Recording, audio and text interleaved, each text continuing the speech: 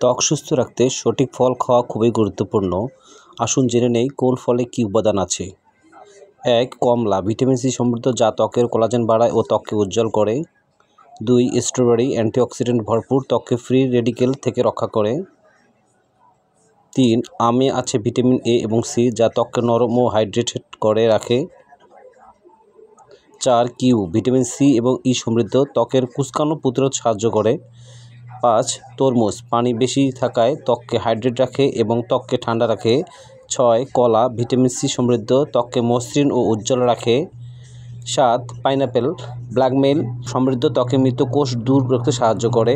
8. Avocado, স্বাস্থ্যকর fat ও vitamin E সমৃদ্ধ, ত্বককে হাইড্রেট ও নরম রাখে। 9. চেরি, অ্যান্টিঅক্সিডেন্ট ও ভিটামিন সি সমৃদ্ধ, ত্বককে ফ্রি রেডিকেল থেকে রক্ষা করে। 10. আপেল, ভিটামিন সি এবং ফাইবার সমৃদ্ধ, ত্বককে টান ও ফ্রেশ রাখে। ভিডিওটি ভালো লাগলে অবশ্যই লাইক এবং সাবস্ক্রাইব করে পাশে থাকবেন। ধন্যবাদ।